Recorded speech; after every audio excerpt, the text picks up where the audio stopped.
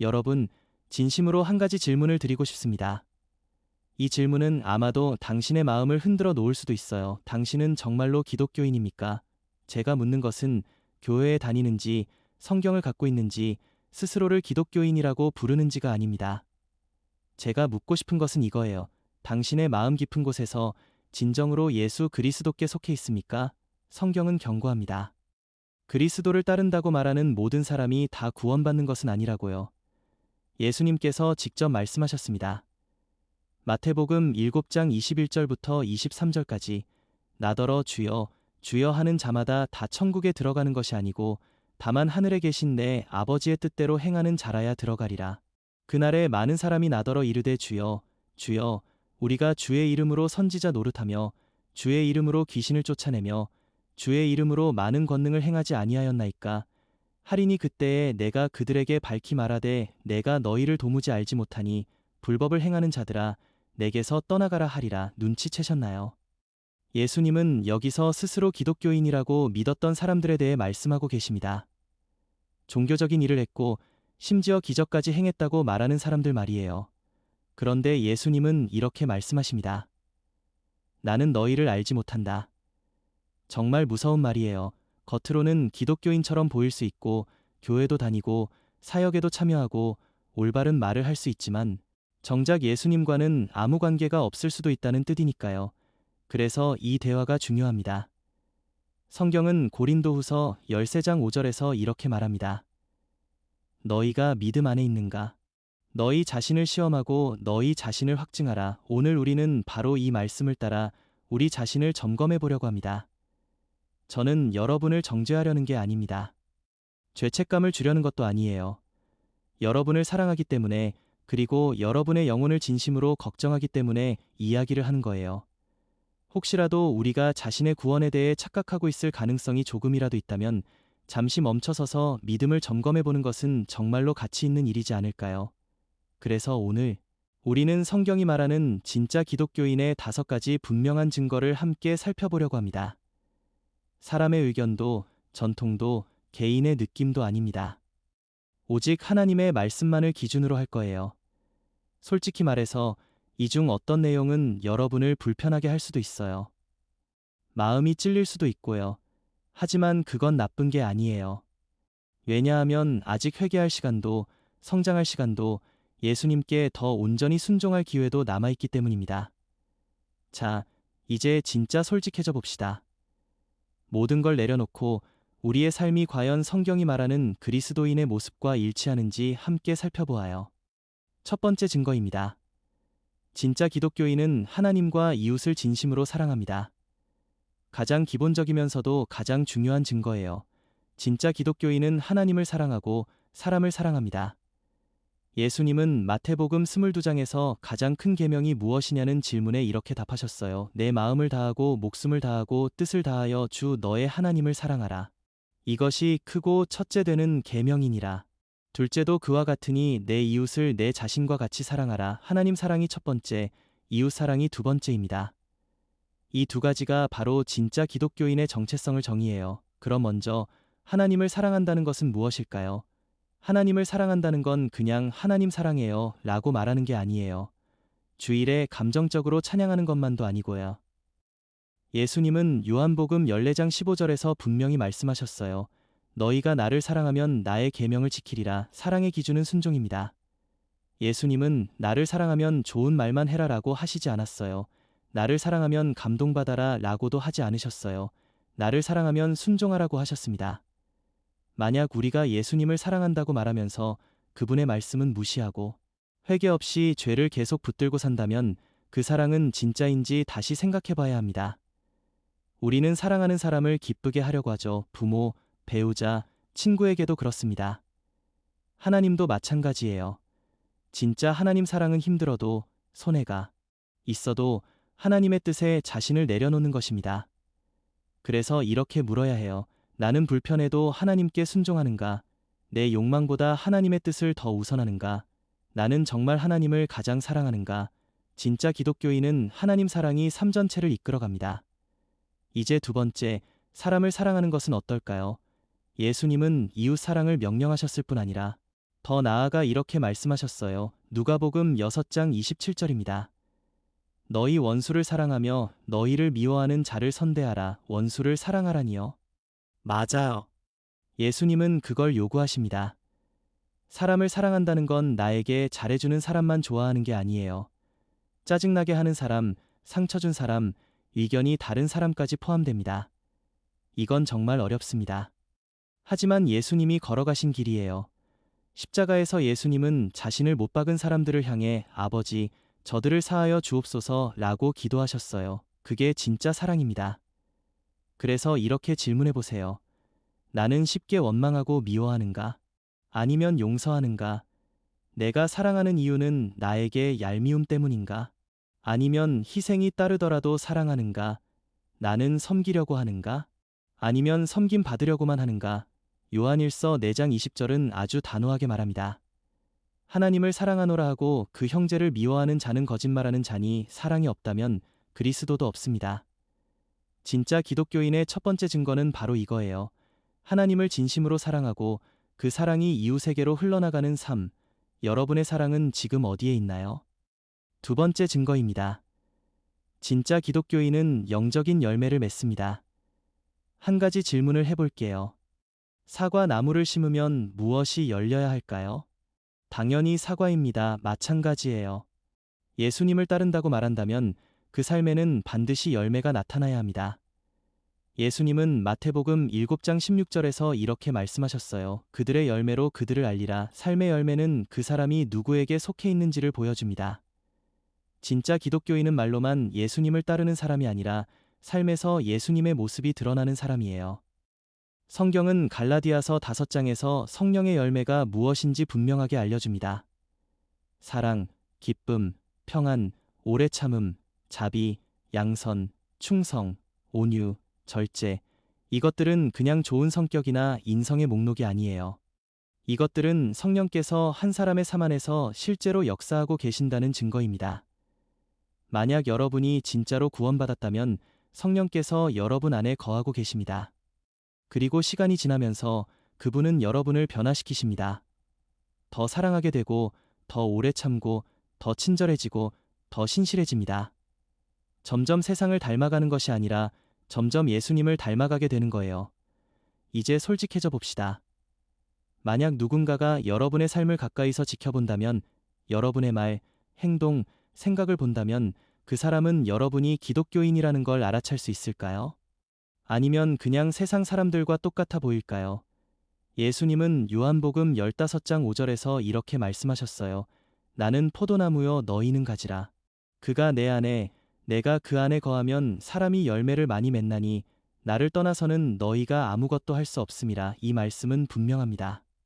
우리가 예수님과 연결되어 있다면, 진짜로 그분을 따르고 있다면 삶에는 반드시 열매가 나타납니다. 하지만 그분과 연결되어 있지 않다면 열매도 없습니다. 진짜 기독교인은 믿음에 대해 말만 하는 사람이 아닙니다. 그들의 삶이 믿음을 증명합니다. 여기서 아주 중요한 포인트가 하나 있어요. 열매를 맺는다는 것은 완벽하다는 뜻이 아닙니다. 우리 중에 완벽한 사람은 아무도 없어요. 하지만 성장하는 사람은 있습니다. 베드로후서 3장 18절은 이렇게 말합니다.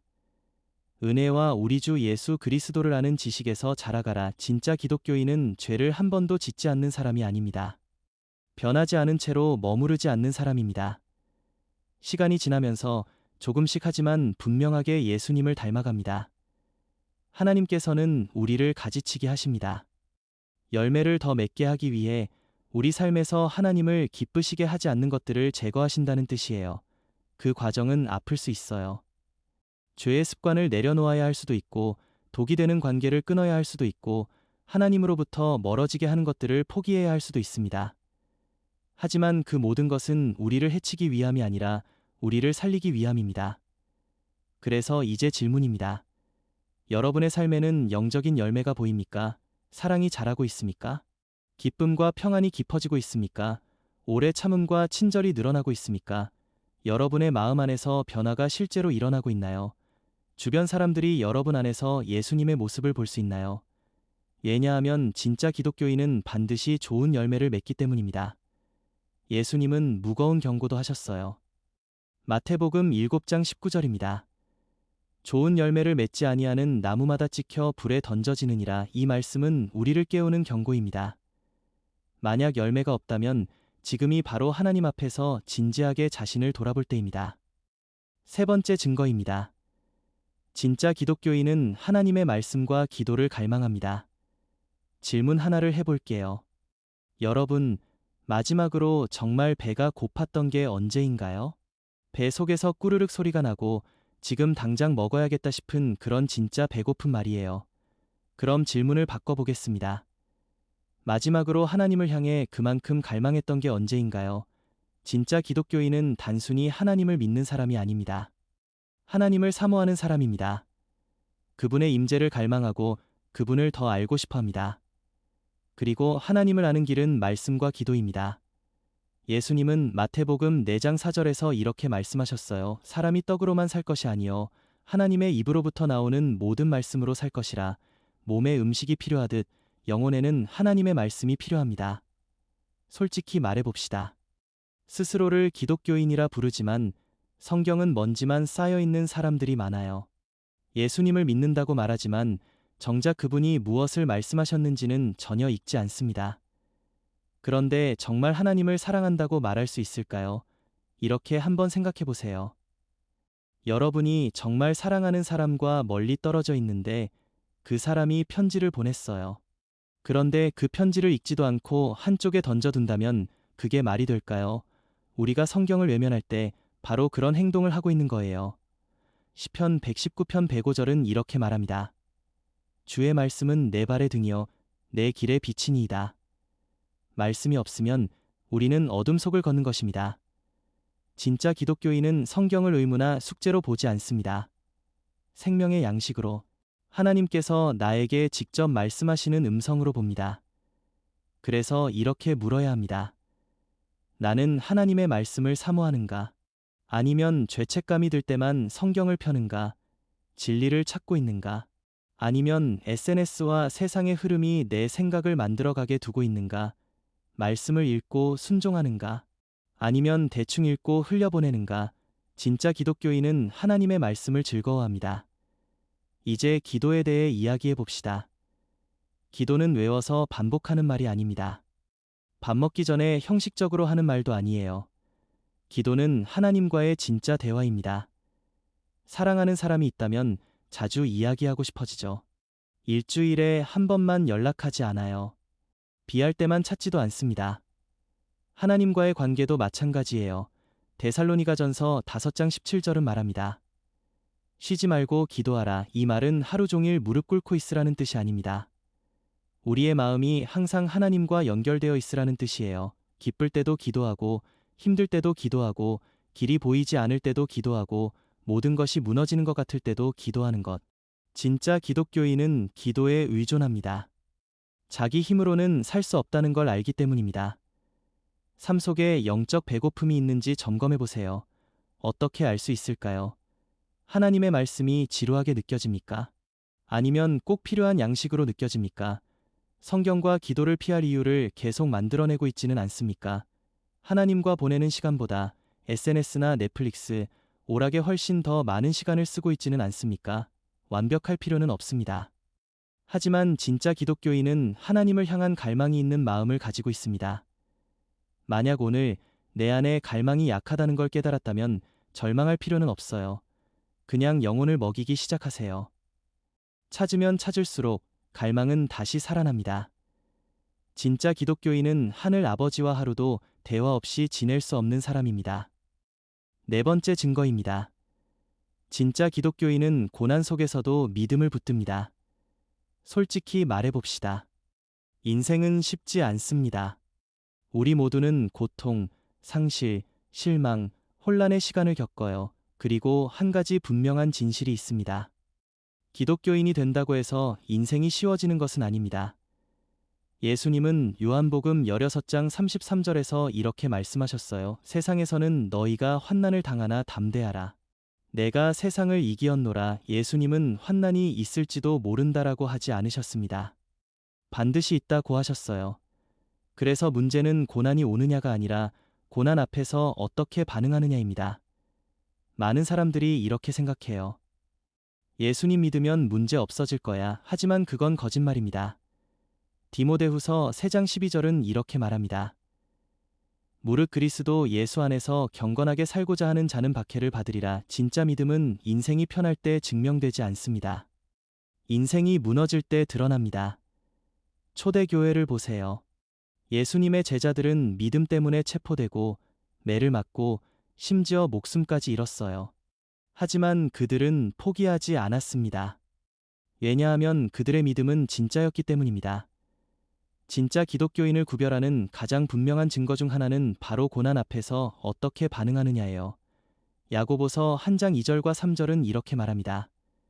내 형제 자매 여러분, 여러 가지 시험을 만나거든 온전히 기쁘게 여기십시오. 이는 믿음의 시련이 인내를 만들어내는 줄을 알기 때문입니다. 고난을 기쁘게 여기라니요? 처음 들으면 말도 안 되는 이야기처럼 들립니다. 하지만 하나님께서 고난을 통해 우리를 성장시키시고 연단하시고 예수님을 닮게 하신다는 걸 깨닫는다면 이 말이 이해되기 시작해요. 욥을 생각해 보세요. 그는 모든 것을 잃었지만 여전히 하나님을 예배했습니다. 바울을 생각해 보세요. 감옥에 갇혔지만 그는 하나님을 찬양했습니다. 사드락과 메삭과 아벳느고를 생각해 보세요. 불타는 풀무 속에 던져졌지만 세상에 무릎 꿇기를 거부했습니다. 그게 바로 믿음입니다. 진짜 기독교인은 인생이 힘들어질 때 하나님에게서 도망치지 않습니다. 오히려 하나님께로 달려갑니다. 이제 조금 더 개인적인 질문을 해봅시다. 인생이 힘들어질 때 여러분은 하나님을 원망합니까? 아니면 신뢰합니까? 죄의 위로로 도망칩니까? 아니면 믿음 안으로 더 깊이 들어갑니까? 쓴뿌리를 품고 분노합니까? 아니면 하나님, 이해되지 않아도 믿겠습니다라고 고백합니까? 진짜 믿음은 불 속에서 드러납니다. 인생이 잘 풀릴 때 하나님을 찬양하는 건 누구나 할 수 있어요. 하지만 인생이 무너질 때도 하나님을 붙드는 사람, 그 사람이 진짜 기독교인입니다. 지금 고난의 한가운데를 지나고 있다면 용기를 내세요. 하나님은 여러분을 버리지 않으셨어요. 이 시간을 통해 하나님은 여러분의 믿음을 강하게 하시고 마음을 정결하게 하시며 더 하나님께 가까이 이끄시고 계십니다.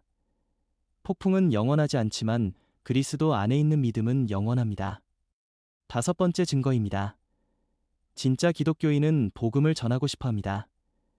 지금까지 사랑, 영적인 열매, 하나님을 향한 갈망, 고난을 견디는 믿음에 대해 이야기했습니다. 이제 마지막 증거로 결론을 향해 갑니다. 이렇게 한번 생각해 보세요. 치명적인 병을 치료할 수 있는 유일한 치료법을 발견했다면 혼자만 알고 있겠습니까? 아니죠. 한 사람이라도 더 살리기 위해 모두에게 알릴 겁니다. 복음이 바로 그렇습니다. 죄를 치유하는 해답이고 영원한 생명으로 가는 유일한 길입니다. 만약 우리가 예수님만이 구원의 길이라는 걸 정말로 믿는다면 어떻게 그 소식을 전하지 않을 수 있겠습니까? 예수님은 마태복음 28장 19절과 20절에서 분명한 사명을 주셨어요. 우리가 흔히 말하는 대의임령입니다. 그러므로 너희는 가서 모든 민족을 제자로 삼아 아버지와 아들과 성령의 이름으로 세례를 베풀고 내가 너희에게 명령한 모든 것을 가르쳐 지키게 하라. 이것은 제안이 아닙니다. 명령입니다. 진짜 기독교인은 예수님을 믿는 데서 멈추지 않습니다. 다른 사람들도 예수님을 알게 되기를 원합니다. 어떤 사람들은 이렇게 말해요. 복음 전도는 목사나 전도사, 선교사들이 하는 거지. 아닙니다. 예수님은 하고 싶으면 가라고 말씀하지 않으셨어요. 가라고 말씀하셨습니다. 모든 기독교인에게 주어진 사명입니다. 그리고 솔직히 말해봅시다. 믿음을 나누는 건 두렵습니다. 거절당하면 어떡하지? 이상하게 보이면 어떡하지? 뭐라고 말해야 할지도 모르겠고, 하지만 기억하세요. 이건 우리 이야기가 아니라 영혼의 문제입니다. 로마서 10장 14절은 이렇게 말합니다. 듣지도 못한 이를 어떻게 믿으리요? 전하는 자가 없이 어떻게 들으리요? 사람들은 예수님에 대해 듣지 못하면 믿을 수 없습니다. 그리고 하나님은 바로 여러분을 통해 그 소식을 전하기 원하십니다. 솔직해져 봅시다. 마지막으로 누군가에게 예수님을 전한 게 언제입니까? 구원받지 못한 사람들을 향한 마음에 부담이 있습니까? 아니면 내 삶에만 너무 바빠 주변을 보지 못하고 있습니까? 가족과 친구들, 아직 예수님을 모르는 사람들을 위해 기도하고 있습니까? 진짜 기독교인은 자기 자신만을 위해 살지 않습니다. 예수님을 알리는 사명을 가지고 삽니다. 믿음을 나누는 게 두렵게 느껴질 수 있습니다. 하지만 희망적인 소식이 있어요. 사도행전 1장 8절은 이렇게 말합니다. 성령이 너희에게 임하시면 너희가 권능을 받고 내 증인이 되리라. 이건 여러분의 능력에 달린 문제가 아닙니다. 하나님의 능력에 달려 있습니다. 만약 두렵다면 담대함을 달라고 기도하세요. 기회를 달라고 구하세요. 거창할 필요 없습니다. 여러분의 간증을 나누세요. 예수님이 여러분의 삶에서 무엇을 하셨는지 말하세요. 왜냐하면 이 세상은 잠깐이지만 영혼은 끝이 없기 때문입니다. 진짜 기독교인은 편안한 삶만을 위해 살지 않습니다. 가능한 한 사람을 예수님께로 인도하는 것을 삶의 목적로 삼습니다. 자, 지금까지 우리는 진짜 기독교인의 5가지 증거를 함께 살펴보았습니다. 하나님과 이웃을 진심으로 사랑하는 마음, 영적인 열매, 하나님의 말씀과 기도를 갈망하는 영혼, 고난 속에서도 굳건한 믿음, 그리고 복음을 전하고자 하는 마음. 이제 마지막으로 잠시 멈춰서서 솔직해져 봅시다. 이건 교회에 얼마나 오래 다녔는지의 문제가 아닙니다. 성경을 얼마나 많이 아느냐의 문제도 아니에요. 오직 마음의 상태에 대한 이야기입니다. 여러분은 정말로 예수님을 따르고 있습니까? 아니면 그저 기독교인이라는 이름만 달고 살아가고 있습니까? 이건 죄책감을 주기 위한 메시지가 아닙니다. 정죄를 위한 메시지도 아니에요. 진리를 위한 초대입니다. 하나님은 완벽한 사람을 찾지 않으십니다. 마음을 찾으십니다. 지금 어디에 있든 하나님의 은혜는 여러분을 향해 열려 있습니다. 어쩌면 하나님을 향한 사랑이 식어버렸다는 걸 깨달았을 수도 있어요. 어쩌면 예수님을 믿는다고 말하면서 실제로는 따르지 않는 이중적인 삶을 살아왔을 수도 있습니다. 어쩌면 죄, 두려움, 세상의 유혹이 여러분을 하나님으로부터 멀어지게 했을 수도 있어요. 하지만 좋은 소식이 있습니다. 아직 늦지 않았습니다. 지금 이 순간 예수님은 여러분을 다시 부르고 계십니다. 손을 내밀며 말씀하십니다. 내게로 오라. 무엇이 여러분을 막고 있습니까? 오늘 그리스도께 삶을 다시 드려야 한다면 지금 하십시오. 아직 한 번도 진심으로 예수님께 마음을 드린 적이 없다면 지금이 그때입니다. 로마서 10장 9절은 이렇게 말합니다. 내가 만일 내 입으로 예수를 주로 시인하며 또 하나님께서 그를 죽은 자 가운데서 살리신 것을 내 마음에 믿으면 구원을 받으리라. 구원은 복잡하지 않습니다. 완벽해지는 것도 아니에요. 죄에서 돌아서서 예수님, 제가 필요합니다 라고 고백하는 것입니다. 함께 기도합시다. 주 예수님, 저는 죄인임을 고백합니다. 오늘 주님이 필요합니다. 저의 옛 삶에서 돌이켜 주님께 완전히 항복합니다. 주님께서 저를 위해 죽으시고 다시 살아나셨음을 믿습니다. 예수님, 저의 주님과 구주가 되어주세요. 저를 변화시켜 주시고 성령으로 채워주시고 매일 주님을 따르게 도와주세요. 예수님의 이름으로 기도합니다. 아멘. 만약 방금 이 기도를 했다면 하나님의 가족이 된 것을 환영합니다. 이미 믿는 분들이라면 이 메시지를 깨어나는 계기로 삼으세요. 믿음은 생각이 아니라 삶입니다. 예수님은 다시 오십니다. 시간은 많지 않습니다. 그러니 이름만 기독교인이 아니라 삶으로 증명하는 기독교인이 되십시오. 계속 하나님을 찾으세요. 계속 성장하세요. 이 어두운 세상에서 그분의 빛을 비추세요. 결국 예수님을 진짜로 아는 것보다 더 중요한 것은 없습니다. 하나님의 은혜가 여러분과 함께 하시길 바랍니다.